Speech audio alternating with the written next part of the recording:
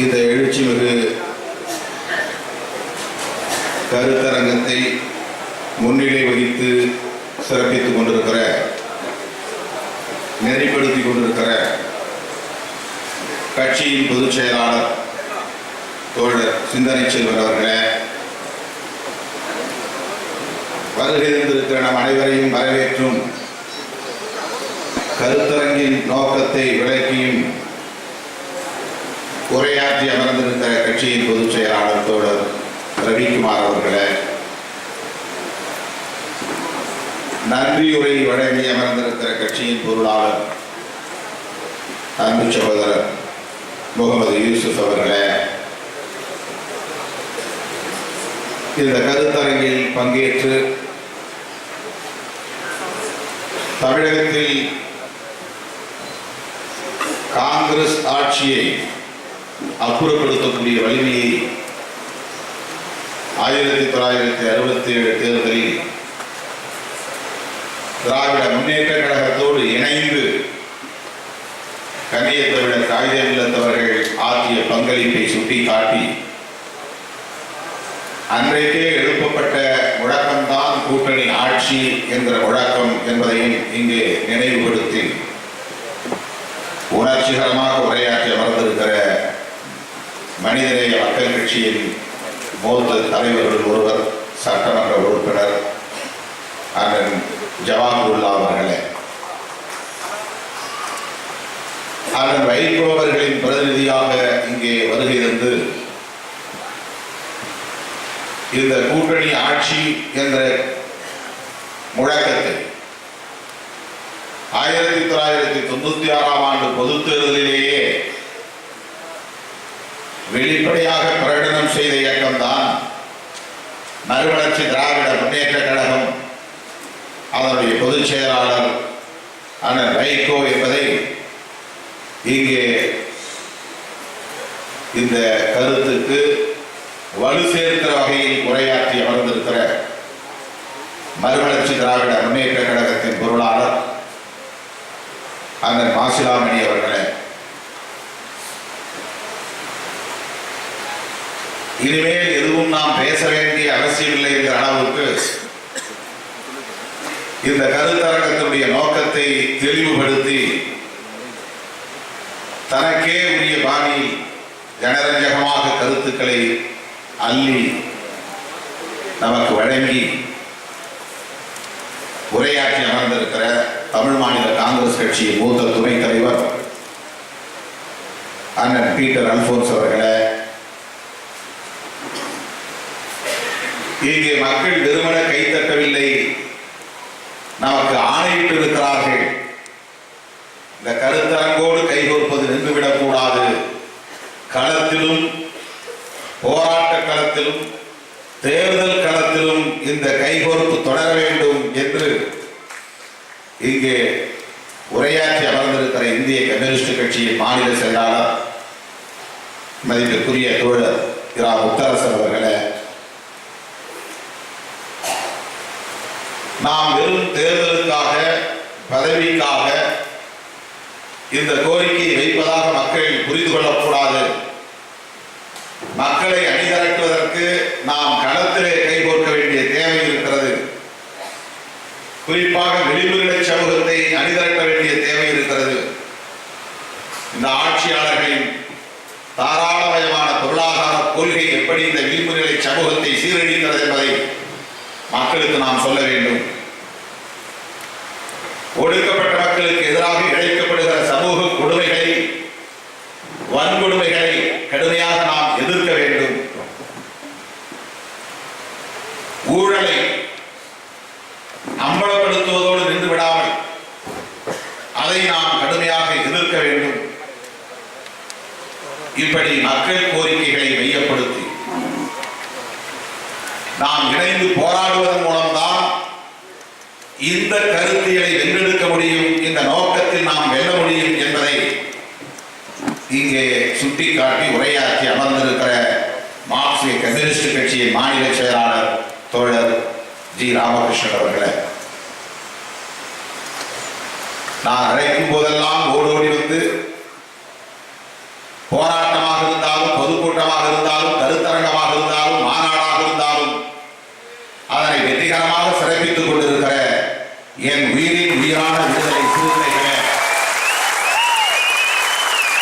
உங்கள் அனைவருக்கும் என்னுடைய கனிவார்ந்த வணக்கத்தை தெரிவித்துக் கொள்கிறேன். விடுதலை சிறுத்தைகள் கட்சி சின்ன கட்சி அல்லது இளைய கட்சி, அப்படிப்பட்ட ஒரு சின்ன கட்சி அல்லது இளைய கட்சி முன்மொழிந்து அதையெல்லாம் தேசிய கட்சிகளாக இருக்கிற அல்லது மூத்த கட்சிகளாக இருக்கிற நாங்கள் எல்லாம் பின்பற்ற வேண்டிய அளவுக்கு நீங்கள் முன்கை எடுத்திருக்கிறீர்கள் என்று தோழர் முத்தரசன் அவர்கள் நம்மை பாராட்டினார். எப்போதோ வெற்றி பெறப்போகிற ஒரு தத்துவத்திற்காக இப்போது தோற்பதற்கு தயாராகிவிட்டார் திருமாவளவன் என்று நகைச்சுவையோடு சொன்னாலும் யதார்த்தமான உண்மையை சொன்னாலும் வரலாற்றில் விடுதலை சிறுத்தைகளின் பெயர் நிலைத்திருக்கும் என்ற கருத்தையும் பதிவு செய்து நமக்கு ஊக்கமளித்திருக்கிறார் அண்ணன் பீட்டர் அல்போன்ஸ் அவர்கள். நாம் இந்த கருத்தை முன்மொழிகிறோம். புதிய கருத்தல்ல, புதிய முழக்கம் அல்ல. ஏற்கனவே மக்களிடத்தில் இருக்கிற கருத்து தான், அரசியல் கட்சிகளிடம் இருக்கிற கருத்து தான், அனைத்து கட்சியினரிடமும் இருக்கிற உணர்வு தான். அதை விடுதலை சிறுத்தைகள் முன்மொழிகிறது. இப்படி விடுதலை சிறுத்தைகள் முன்மொழிவதால் ஏதோ ஒரு குறிப்பிட்ட அணிக்கு எதிராகவோ அல்லது இன்னொரு அணிக்கு எதிராகவோ நாம் இந்த முயற்சியை மேற்கொள்ளும் அல்லது புதிய அணியை கட்ட வேண்டும் என்பதாகவும் இதை பார்க்க வேண்டாம். ஒரு புதிய அணிக்கு தலைமையேற்க நான் வந்திருக்கிறேன் என்று சொல்லவில்லை, தலை கொடுக்க வந்திருக்கிறேன் என்று நான் சொல்ல ஆசைப்படுகிறேன். ஏனென்றால் தேர்தல் வெற்றி தோல்வி என்பது தற்காலிகமானது. ஒரு தத்துவத்தின் வெற்றி என்பதுதான் நிலையானது. இதனை ஒரு கோரிக்கையாக மட்டும் பார்த்தால் இது தற்காலிகமானதாக தோன்றும். இதனை ஒரு கோட்பாடாக பார்த்தால் இடையிலே வருகிற தோல்விகளை பற்றியோ அல்லது பின்னடைவுகளை பற்றியோ நாம் கவலைப்பட வேண்டிய தேவை. நான் எப்போதும் தேர்தல் வெற்றி தோல்விகளை பற்றி கவலைப்பட்டதே இல்லை. 2.5 ஆண்டு காலம் பதவி மிச்சம் இருக்கிற போதே பதவியை ராஜினாமா செய்துவிட்டு வந்தவர் நான்.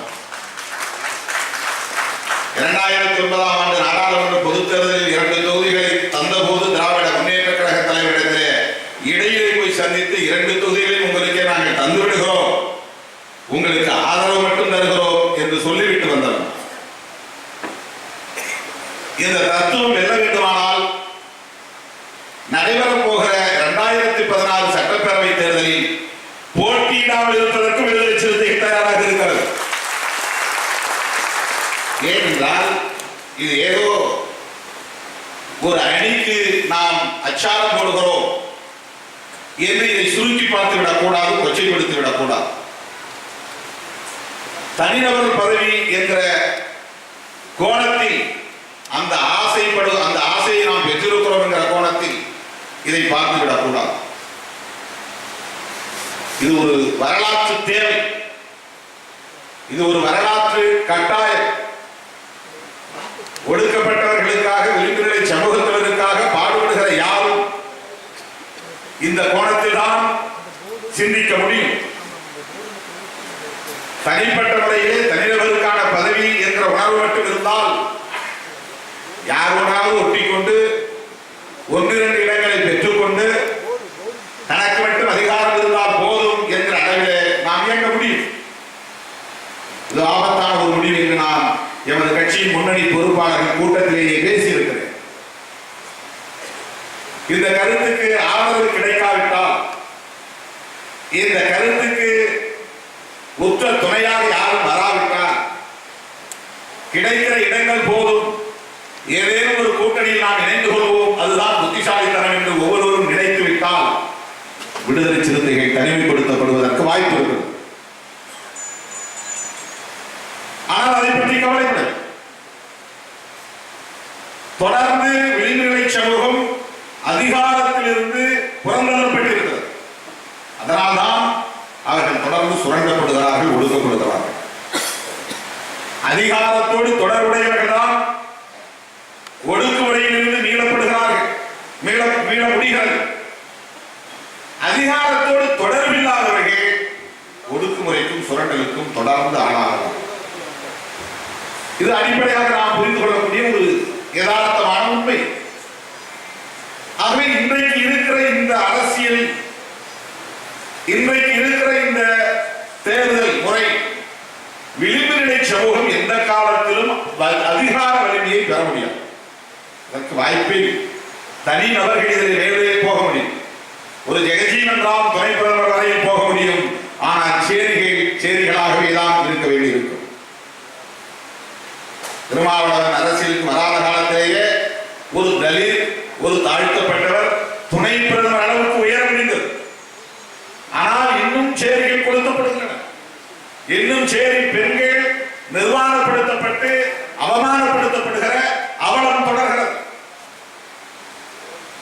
ஆக ஒரு கட்சியிலே தலித், ஒரு கட்சியிலே முஸ்லிம், ஒரு கட்சியிலே பெண், ஒரு கட்சியிலே ஒரு தொழிலாளர் வர்க்கத்தை சார்ந்தவர் இடம் பெறுவதன் மூலம் அவன் பதவியை பெற முடியும், அவன் அதிகாரத்தில் வர முடியும். ஆனால் அவன் சார்ந்த சமூகம் தொடர்ந்து ஒடுக்குமுறையிலேயே வீழ்ந்து உழல வேண்டிய நிலை இருக்கிறது. ஆகவே தனிநபர் பதவி பெறுவது என்பதற்கான சாத்தியம் உள்ள தேர்தல் முறை சமூகங்கள் அதிகார வலிமை பெறுவதற்கு சாத்தியம். ஆகவே சமூகங்கள், விளிம்பு நிலை சமூகம் அதிகார வலிமை பெறுவதற்கு இது ஒரு சாதாரணமான உத்தி, அவ்வளவுதான். இதுவே ஒட்டுமொத்த மாற்றத்தையும் கொண்டு வந்துவிடும் என்ற நம்பிக்கை நாம் சொல்லுது. இந்த நாடாளுமன்ற தேர்தல் ஜனநாயக முறை என்பது பெரும் முதலாளிகளால், கார்ப்பரேட் முதலாளிகளால், தரகு முதலாளிகளால் தீர்மானிக்கப்படக்கூடியதாகத்தான் இருக்கிறது. முத்தரசன் அவர்கள் சொன்னார், தமிழ்நாட்டில் அப்படி எவனும் இல்லை என்று சொன்னார். தமிழ்நாட்டிலே அப்படி பெரும் முதலாளிகளின் பட்டியலில் யாரும் இல்லை, தரகு முதலாளிகளின் பட்டியலில் யாரும் இல்லை. தரகு முதலாளிகள் என்றால் கமிஷன் பேசிலே முதலாளியம். ஒரு வேலை ஒரு இடத்துல உட்கார்ந்து பேசி அது முடிந்துவிட்டால் அதில் அவனுக்கு ஒரு கமிஷன். பீரங்கி வாங்கியதே ஊழல், இந்துஜா என்று கேள்விப்பட்டிருக்கு. அவர்கள் எங்கும் ஓடி ஆடி உழைத்தெல்லாம் சம்பாதிக்கும். ஒரு நாட்டிலிருந்து இந்த நாட்டுக்கு ஆயுதம் வாங்குவதிலே அவன் பேசுகிறான், பேச்சுவார்த்தை நடத்துகிறான். அப்படி பேரம் பேசுகிற போது, அதை வாங்கி தருகிற போது அவனுக்கு ஒரு கமிஷன். அதன் மூலம் அவன் முதலாளியாக, அவன் தான் தரகு முதலாளி, பெரும் கோடீஸ்வரனாக. அப்படிப்பட்ட தரகு முதலாளிகள் தமிழ்நாட்டில் யாரும் கிடையாது. கார்ப்பரேட் முதலாளிகள் உங்களுக்கு தெரியும். ஆகவே இவர்கள் தான் இந்தியாவை யார் ஆள வேண்டும் என்று தீர்மானிக்கிறார்கள். தேர்தலை அவர்கள் தான் நடத்துகிறார்கள். ஒவ்வொரு கட்சிக்குமான தேர்தல் நிதியை அவர்கள் தான் வழங்குகிறார்கள். எந்த கட்சியாக இருந்தால் இதை நாம் வெளிப்படையாக பேச வேண்டும். ஏனென்றால் எந்த கட்சியும் உறுப்பினர் சந்தாவின் மூலம் தேர்தலை சந்திப்பதில்லை, 1-2 கட்சிகளை தவிர. முதலாளிகளின் கடைக்கன் பார்வை படாத கட்சிகள் நம்மை போன்ற கட்சிகள், விடுதலை சிறுத்தைகள், கம்யூனிஸ்டுகள், முஸ்லிம் கட்சிகள், கார்ப்பரேட் முதலாளிகளின் கடைக்கன் படாத கட்சிகள். மற்ற கட்சிகளின் தேர்தல் செலவை யார் கவனிக்கிறார்? சாதாரணமான ஒரு தொழிலாளிக்கு சம்பளம் உயர்த்துவதற்கே ஒப்புக்கொள்ள மனமில்லாதவன், 50 பைசா கூட உயர்த்த முடியாது என்று சொல்லக்கூடியவன், ஆண்டுக்கு ஒரு முறை அல்லது 3 ஆண்டுக்கு ஒரு முறை ஊதிய ஒப்பந்த பேச்சுவார்த்தை நடத்துவதற்கே தயாரில்லாதவன் ஒரு கட்சிக்கு தேர்தல் நடத்துவதற்கு கோடிக்கணக்கில் பணத்தை கொடுக்கிறான் என்றால் அவனுக்கு எவ்வளவு வருமானம் வரும், அதனால் அவன் கொடுக்கிறான். எண்ணி பார்க்கிறேன். ஆகவே இந்த தேர்தல் முறை என்பது ஜனநாயகத்திற்கு எதிரானது, அது நமக்கு நன்றாக தெரியும். ஆனாலும் இதை நாம் அவ்வளவு எளிதாக புரட்டி போட்டுவிட முடியாது, மாற்றிவிட முடியாது. இதற்குள்ளே ஒரு சீர்திருத்தம், அவ்வளவுதான். இங்கே விகிதாச்சார பிரதிநிதித்துவ முறையை பற்றி எல்லோரும் பேசினார்கள். விடுதலை சிறுத்தைகளின் சார்பில் 15 ஆண்டுகளுக்கு முன்பே தேர்தல் அரசியலுக்கு வராத காலத்திலேயே விகிதாச்சார பிரதிநிதித்துவம் தொடர்பான கருத்தரங்குகளை நடத்தியிருக்கும்.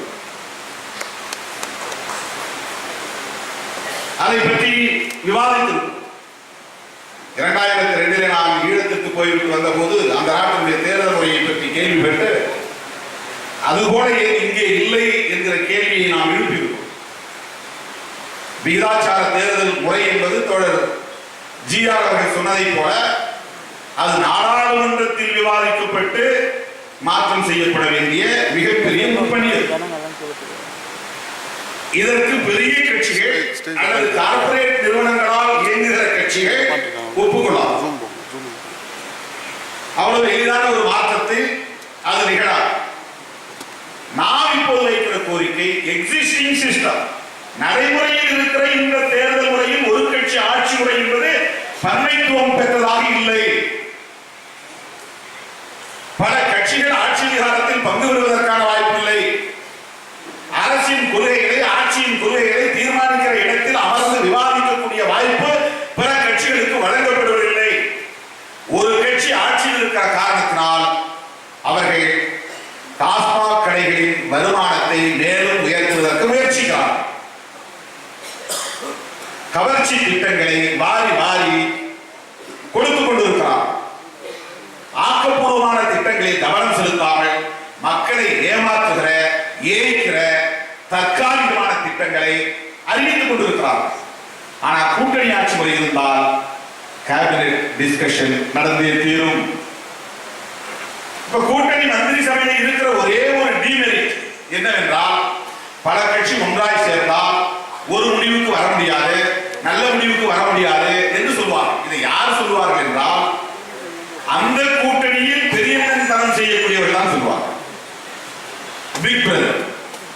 அந்த கூட்டணியில் யார் தலைமை தாங்கக்கூடியவர்களாக இருக்கிறார்களோ அல்லது வலிமை பெற்றவர்களாக இருக்கிறார்களோ அவர்கள்தான் நாங்கள் ஒருமித்த முடிவை எடுக்க முடியவில்லை, எங்கள் எண்ணத்தை அதை நடைமுறைப்படுத்த முடியவில்லை, எல்லோரோடும் கருத்து கேட்க வேண்டியிருக்கிறது என்று சொல்வார்.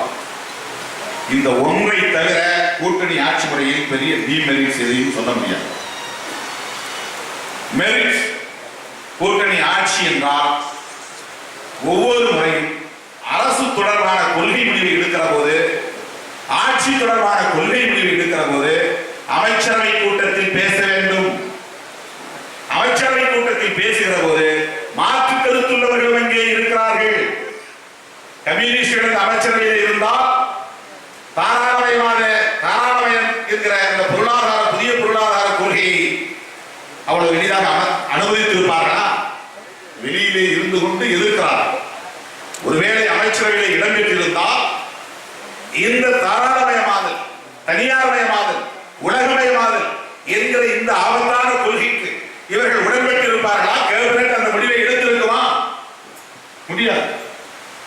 ஆனால் கம்யூனிஸ்டுகளுக்கு காங்கிரஸோடு அமைச்சரவையிலே இணைய முடியாது என்கிற சிக்கல் இருக்கிறது.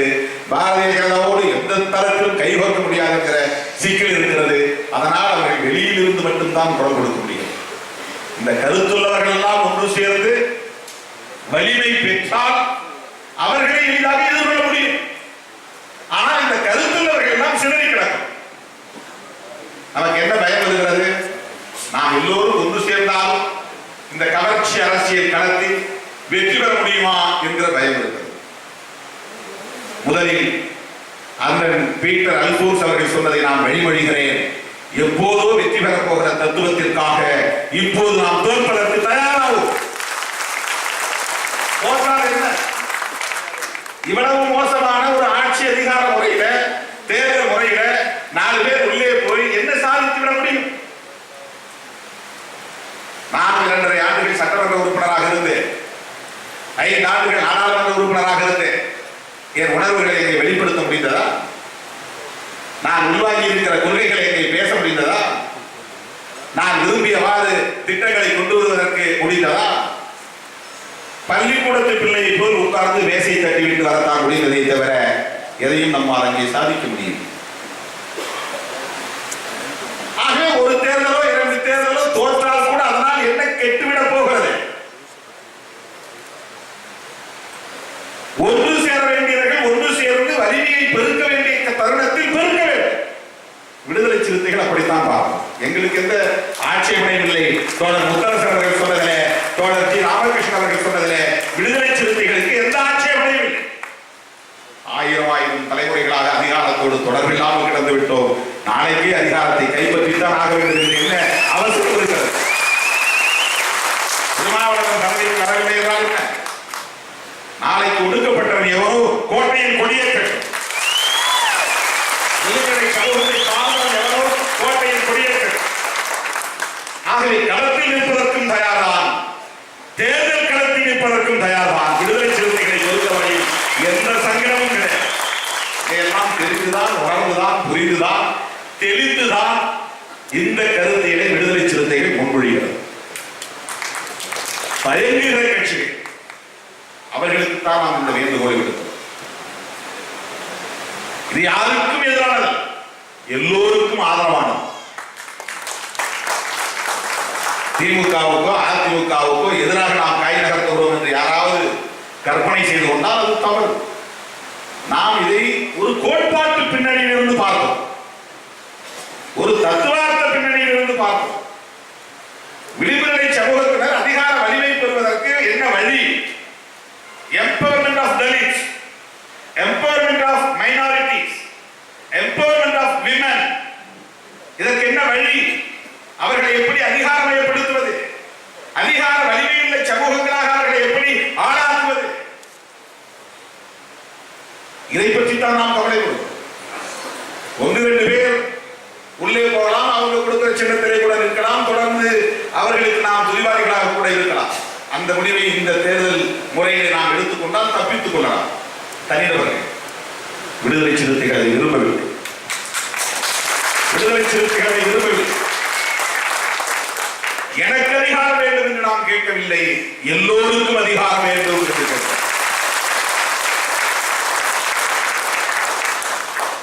Real democracy is the decentralization of power. அதிகார பரவலாக்கம் தான் ஜனநாயகம். அதிகாரத்தை ஒரு இடத்திலே குவிக்க கூடாது. மாற்றார் உணர்வுகளை மதிப்பது ஜனநாயகம், மாற்று கருத்துக்களை மதிப்பது ஜனநாயகம்.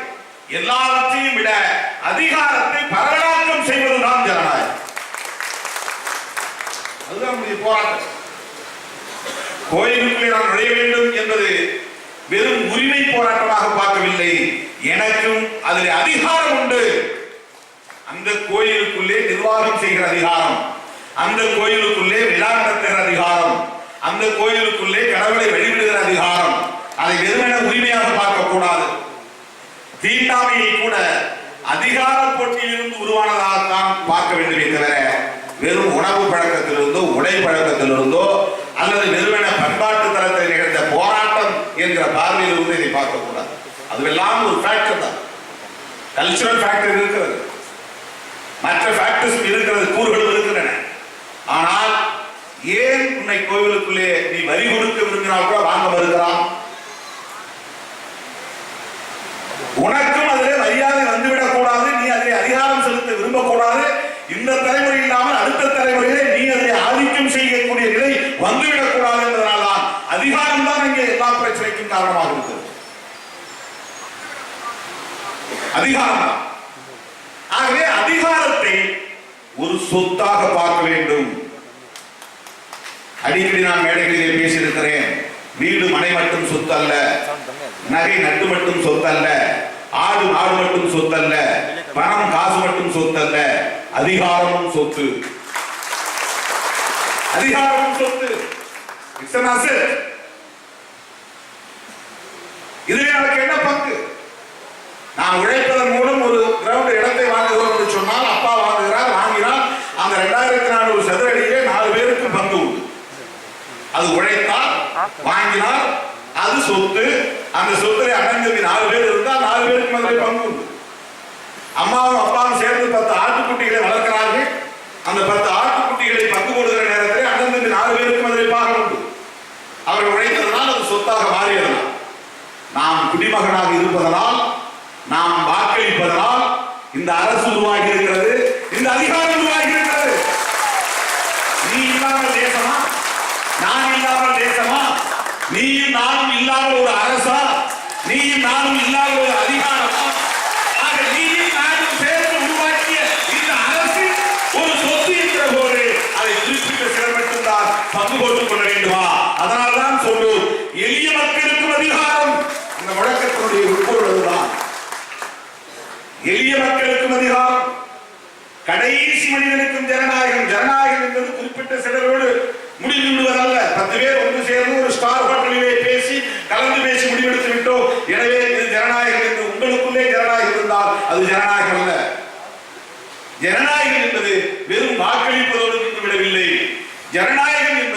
கடைசி மனிதன் வரையில் போய் சேர வேண்டும். அது எப்படி அந்த ஜனநாயகம் கடைசி மனிதன் வரையில் போய் சேரும் என்றால், எளிய மக்களாக இருக்கிற ஆடு மாடு வைக்கிற மக்களின் பிரதிநிதித்துவ கட்சிகளுக்கும் அதிகாரம் வழங்க வேண்டும். ஆட்சி அதிகாரம், அதை ஆட்சியிலும் பங்கு அதிகாரத்திலும் பங்கு என்று மக்கள் தலைவர் மூப்பனார் அவர்கள் அந்த முழக்கத்தை மதுரையிலே சொன்னார். அண்ணன் பீட்டர் அல்போன்ஸ் அவர்கள் அதை விளக்கினார். தேர்தல் பாதையே வேண்டாம் என்று 10 ஆண்டு காலம் இந்த இயக்கத்தை நடத்தியவர்கள். அரசு கொடுத்த நெருக்கடியும் புரட்சியாளர் அம்பேத்கருடைய கருத்தியலும் நம்மை மறுபடியும் தேர்தல் அரசியலுக்குள்ளே இருந்தது. ஆனால் பீட்டர் அல்போன்ஸ் அவர்களும் KS அழகிரி அவர்களும் மூப்பனார் அவர்களின் பிரதிநிதியாக வந்து என்னை சந்தித்து பேசினார். கோவனா அவர்கள் உட்பட நாங்கள் எந்த கூட்டணியிலும் சேர விருப்பமில்லை, நாங்கள் தனித்து ஒரே ஒரு தொகுதி மட்டும் போட்டியிடுவதாக திட்டமிட்டிருக்கிறோம் என்று சொன்னோம். அப்போது விவாதத்தில் தான் இதையெல்லாம் சொன்னோம். நாங்கள் தேர்தல் அரசியலுக்கு வருவதற்கு கூட என்ன காரணம் என்றால், அதிகாரத்தோடு எந்த தொடர்பும் இல்லாமல் இந்த மக்கள் புறக்கணிக்கப்பட்டிருக்கிறார்கள். அதிகாரம் பல வகை இருக்கிறது. நிர்வாக அதிகாரம் இருக்கிறது, பொருளாதார அதிகாரம் இருக்கிறது, கட்சி அதிகாரம் இருக்கிறது, ஆட்சி அதிகாரம் இருக்கிறது. கட்சியிலே அதிகாரம் இருக்கிறது. யூனியன் செக்ரட்டரி, ஒன்றிய செயலாளர், அது ஒரு அதிகாரம். மாவட்ட செயலாளர், அது ஒரு அதிகாரம். கிளை செயலாளர், அது ஒரு அதிகாரம். கட்சி அதிகாரம். இந்த 60-70 ஆண்டுகளாக தமிழகத்தில் இருக்கக்கூடிய மிகப்பெரிய கட்சிகளில் எத்தனை தலித்துகளுக்கு ஒன்றிய செயலாளர் பொறுப்பு கிடைத்திருக்கிறது, எத்தனை இஸ்லாமியர்களுக்கு மாவட்ட செயலாளர் பொறுப்பு கிடைத்திருக்கிறது, எத்தனை பெண்களுக்கு கிளை செயலாளர் பொறுப்பு கிடைத்திருக்கிறது. விளிம்புநிலை சமூகம் கட்சி அதிகாரத்தில் இருந்தும் புறக்கணிக்கப்பட்டிருக்கிறார். ஒருவன் சாதாரணமாக ஒன்றிய செயலாளராக ஒரு ஆளுங்கட்சியில் இருந்தால் 5 ஆண்டுகளில் கோடீஸ்வரனாக மாறுகிறான். பணம் ஒரு அதிகாரமாக மாறுகிறது. அவனுக்கு தெரியாமல் அந்த ஊரிலே தொகுப்பு வீடு கட்ட முடியாது. அவனுக்கு தெரியாமல் அந்த ஊரிலே ஒரு சிமெண்ட் ஓடு போட முடியாது. அவனுக்கு தெரியாமல் ஒரு அடிப்பைப்பு கைப்பம்பு போட முடியாது. ஆக அவனுக்கு அதிலே என்னென்ன மாதிரியான கமிஷன் வேண்டுமோ அதை அவன் பெற்றுக் கொள்கிறான். அதன் மூலம் 5 ஆண்டுகளில் அவன் கோடீஸ்வரனாக மாறுகிறான்.